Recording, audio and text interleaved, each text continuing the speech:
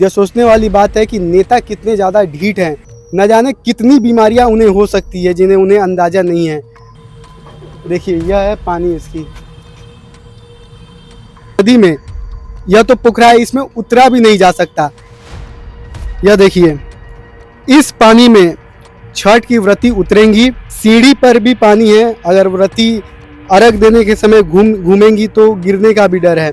नमस्कार, सोनू कुमार नाम है हमारा और आप देख रहे हैं एफएम न्यूज़। बिहार चुनाव आ चुका है और एफएम न्यूज़ की भी चुनाव यात्रा चल रही है। यह चुनाव छठ के दौरान आया हुआ है। पूरे भारत में जब दिवाली खत्म हो जाती है तो देश में सूनापन आ जाता है, मार्केट से रौनक चली जाती है। पर बिहार इकलौता एक राज्य है जहां पर दिवाली के बाद असली रौनक आती है। वजह है महापर्व छठ। यह एक ऐसा पर्व है जहां पर महिलाएं, शादीशुदा महिलाएं अपने परिवार के सुख शांति के लिए व्रत रखती हैं और एक नदी में उतरकर सूर्य भगवान को अर्घ देती हैं। लेकिन जो बिहार की नदियां हैं या फिर जो पोखरा है, उसका हाल इतना ज़्यादा खराब है, इतना ज़्यादा खराब है कि पानी पीने लायक तो बहुत दूर की बात है, बहुत दूर की बात है। मतलब इस पोखरा में या फिर इस नदी में, यह तो पोखरा है, इसमें उतरा भी नहीं जा सकता। इतना ज़्यादा स्थिति खराब है इस पोखरा की। हम आपको एक डिस्पोजल में पानी लेकर दिखाने वाले हैं कि यहाँ का पानी कितना ज़्यादा खराब है। यह देखिए इस पानी में छठ की व्रती उतरेंगी और अर्घ देंगी। आप सोचिए कि जैसे अभी तो चुनाव है, चुनाव में दिखावे के लिए भी बहुत सारी पार्टियां या फिर जो सरकार होती है वो कुछ कर देती है कि वोट मिल जाए।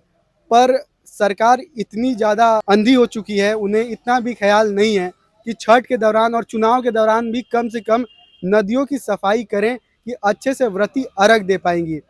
यह तो एक पोखरा हुआ, हम आपको और भी नदियाँ दिखाएंगे और भी पोखरा दिखाएंगे कि उनकी हालत कैसी है। तो अब हम आ चुके हैं सीवान के पचमंदिरा के पोखरे के पास।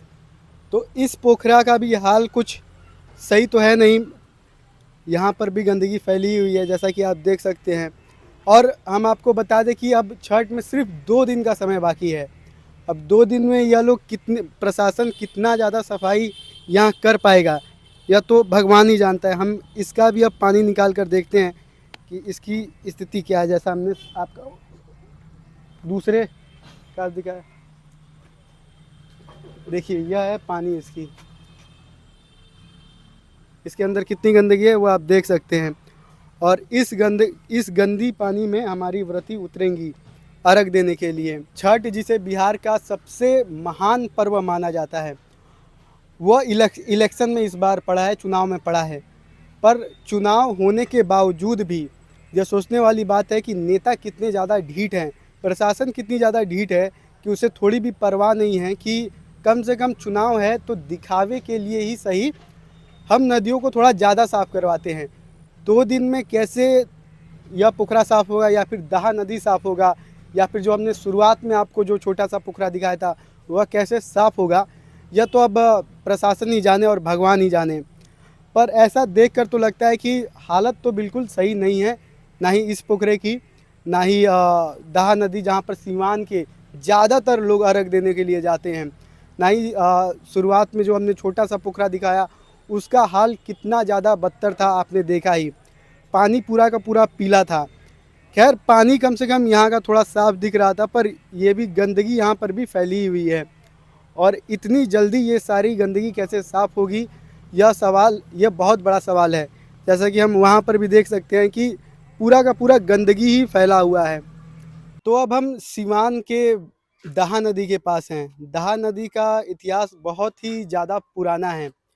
इसे बाण गंगा भी कहा जाता है क्योंकि लक्ष्मण जी ने, ऐसा कहा जाता है कि लक्ष्मण जी ने सीता जी की प्यास बुझाने के लिए धरती पर बाण छोड़ा था और वहीं से इस नदी का उद्गम हुआ था।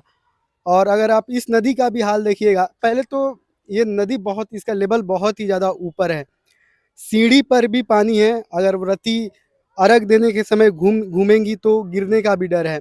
साथ ही साथ इस नदी का भी हाल बहुत ही ज़्यादा खराब है, हर जगह गंदगी फैला हुआ है। जैसा कि आप देख सकते हैं गंदगी बहुत ही ज़्यादा यहाँ पर भी है। और जबकि ये सीवान का सबसे मेन जगह है जहाँ पर छठ होता है। इसका भी हम पानी निकाल कर देखते हैं कि यह कितना ज़्यादा साफ़ है। और साफ़ तो वैसे नहीं है, वीडियो में ही दिख रहा है, पर देखिए ये पानी पूरे तरीके से पीला है। और यह यहाँ पर भी व्रती जब अर्घ देने के लिए इस नदी में उतरेंगी, न जाने कितनी बीमारियां उन्हें हो सकती है जिन्हें उन्हें अंदाज़ा नहीं है। फिर भी व्रतियों का श्रद्धा इतना ज़्यादा मजबूत है कि वह इस नदी में उतरेंगे ही, चाहे सरकार कुछ करे या ना करे। व्रती तो अपना व्रत करेंगे ही, अपना श्रद्धा निभाएंगे ही, अपनी भक्ति निभाएंगे ही। और इस नदी के भी ठीक सामने हमें दिख रहा है कि कूड़े का ढेर है। वहाँ पर भी कुछ मछुआरे हैं जो मछली मार रहे हैं। वहाँ पर भी दिख रहा है कि कूड़े का पूरा ढेर वहाँ पर दिख रहा है। ये तो नदी का लेवल ऊपर है, नहीं तो अब उस कूड़े का क्या होता है क्या नहीं, ये भगवान जाने। तो यह था सीवान के नदियों और पोखरा का हाल। जैसा कि आपने वीडियो में देखा होगा कि सीवान के नदी का हाल इतना ज़्यादा ख़राब है, इतना ज़्यादा ख़राब है कि व्रती अगर नदियों में अर्घ देने के लिए उतरेंगी तो उन्हें न जाने कितने प्रकार की बीमारी हो सकती है, कोई नहीं जानता। लेकिन फिर भी हमारी सरकार या हमारा प्रशासन कोई ठोस कदम अब तक तो नहीं उठाया है कि वह साफ़ हो जाए, नदी साफ़ हो जाए। और सिर्फ यह सिवान की बात नहीं है, ऐसा नहीं होगा कि गोपालगंज या फिर पटना में बहुत ही ज़्यादा मतलब अच्छी तैयारी होंगी। गंगा का हाल भी सबके सामने जाहिर ही है कि वह भी बहुत ही ज़्यादा गंदी है। नमामि गंगा के तहत 1500 करोड़ रुपए केंद्र सरकार नदियों की सफाई में लगाती है, पर क्या ज़मीनी स्तर पर साफ सफाई हुआ है नदी का?